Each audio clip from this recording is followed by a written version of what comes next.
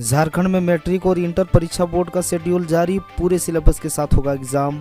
JAC board की matric और inter की परीक्षाएं 14 मार्च से शुरू होगी। मैट्रिक परीक्षाएं 3 अप्रैल व इंटर की 5 अप्रैल तक चलेगी।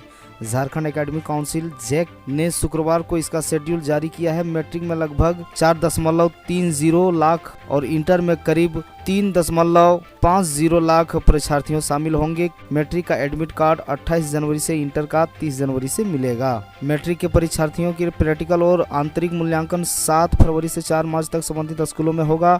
वहीं इंटर का प्रैक्टिकल और आंतरिक मूल्यांकन 7 फरवरी से 4 मार्च तक संबंधित संस्थानों में होगा।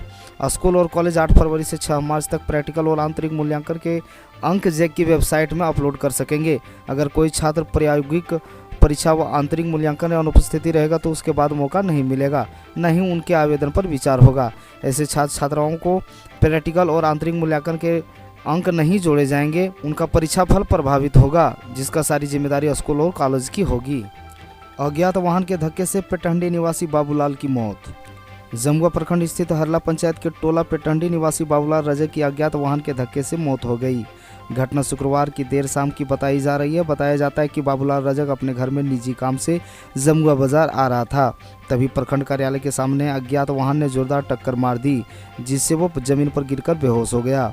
स्थानीय लोगों ने मदद के लिए जमुआ प्राथमिक स्वास्थ्य केंद्र भेजा गया और जहां डॉक्टर इलाज कर में उसे मृत घोषित कर दिया। अचानक हुए इस हादसे से उनके घर परिवार को रो रो कर बुरा हाल है। सूचना पाकर जमुआ प्रखंड प्रतिनिधि संजीत यादव मृतक के परिजनों से मिले और उन्हें ढाढ़स बंधाया। वाहन की पहचान नहीं हो पाई, हालांकि वाहन को मोटरसाइकिल बताया जा रहा है। मृतक बुजुर्ग था, उनकी उम्र करीब 70 वर्ष बताई जा रही है। मृतक वर्षों से जमुआ में रहकर कपड़ा धोने और आयरन करने का काम करता था। बगैर मीटर लगाए बिजली जलाने वाले हो जाएं सावधान। बिजली उपभोक्ता बनकर बिजली जलाने का प्रचलन अब तक चलता आ रहा है। खासकर ग्रामीण क्षेत्रों में उपभोक्ताओं के द्वारा पोल से सीधा तार खींचकर अपने घरों में बिजली जलाई जाती रही है, मगर अब ऐसा करने पर आपके खिलाफ बिजली विभाग द्वारा कानूनी कार्रवाई की जाएगी। अब उपभोक्ताओं को बिजली मीटर लगाकर बिजली जलाना अनिवार्य कर दिया गया है। बगैर मीटर लगाए यदि आप बिजली जला रहे हों तो आप पर बिजली विभाग की गाज गिरनी तय है। भाकपा माले के भावी कार्यक्रमों की तैयारियां की हुई समीक्षा। शुक्रवार को गांवा प्रखंड के मंझने में भाकपा माले की एक बैठक आयोजित की गई। बैठक में पार्टी के आगामी कार्यक्रमों को लेकर क्षेत्र के भी की जा रही तैयारियों की समीक्षा की गई। बैठक में प्रखंड सचिव नागेश्वर यादव ने जन नायक कॉमरेड महेंद्र सिंह के शहादत दिवस 16 जनवरी को बगौदा के साथ साथ 15 फरवरी को गांधी मैदान पटना में होने वाली लोकतंत्र बचाओ देश बचाओ रैली को सफल करने की अपील की गई। बिहार में कड़ाके की ठंड के चलते पटना में 14 जनवरी तक स्कूल बंद, 10वीं तक की कक्षाएं नहीं चलेगी। बिहार में कड़ाके की ठंड के कहर को देखते हुए स्कूलों में छुट्टियां बढ़ गई है। राजधानी पटना में 14 जनवरी तक 10वीं तक के स्कूल बंद करने का आदेश जारी हुआ है।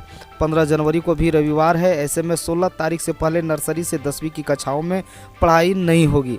हालांकि मैट्रिक परीक्षा से संबंधित गतिविधियां जारी रहेंगी। पूर्णिया में भी 10 जनवरी तक 8वीं तक के स्कूल बंद किए गए हैं। अब नीतीश को पीएम बनाने पर जदयू आरजेडी में ठनी। उपेंद्र कुशवाहा बोले लालू के आशीर्वाद से प्रधानमंत्री नहीं बनेंगे। नीतीश कुमार को प्रधानमंत्री बनाने को लेकर बिहार में सत्ताधारी दलों आरजेडी और जेडीयू के बीच घमासान मच गया है। जेडीयू संसदीय बोर्ड के अध्यक्ष उपेंद्र कुशवाहा ने आरजेडी प्रदेश अध्यक्ष जगदानंद के उस बयान पर पलटवार किया है जिससे उन्होंने कहा कि नीतीश कुमार लालू यादव के आशीर्वाद से पीएम बनेंगे। कुशवाहा ने शनिवार को कहा कि नीतीश कुमार किसी व्यक्ति के आशीर्वाद से नहीं बल्कि जनता की कृपा से पीएम बनेंगे। जेडीयू नेता उपेंद्र कुशवाहा ने शनिवार को मीडिया से बातचीत में कहा कि जगदानंद सिंह कुछ न कुछ कह देते हैं, कभी कभार उनकी बातों की अलग से व्याख्या करने की जरूरत नहीं है।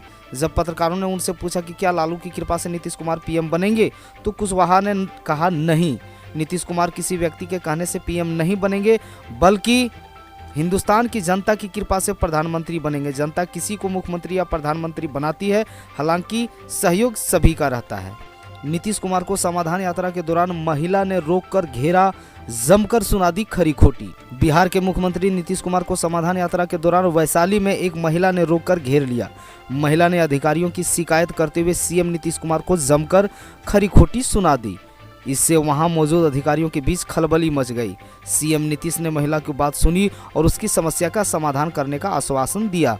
वैशाली में नीतीश को समाधान यात्रा में डिप्टी सीएम तेजस्वी यादव भी शनिवार को हिस्सा लिया। मुख्यमंत्री नीतीश कुमार शनिवार को समाधान यात्रा तहत वैशाली जिले में गौरौल पहुंचे। इस दौरान इंदु देवी नाम की एक महिला ने सीएम नीतीश कुमार को घेर लिया। इंदु देवी ने सीएम को सामने शिकायत करते हुए कहा कि वह मनरेगा में काम करती थी, मगर मनरेगा कर्मियों ने उसका भुगतान नहीं किया है, इससे वह परेशान है। इंदु देवी लोदीपुर पंचायत के राजखंड गांव की रहने वाली है। उन्होंने अपनी शिकायत सीधे मुख्यमंत्री सामने रखी। छोटे शहरों में पानी आने के लिए घंटों नहीं करना पड़ेगा इंतजार।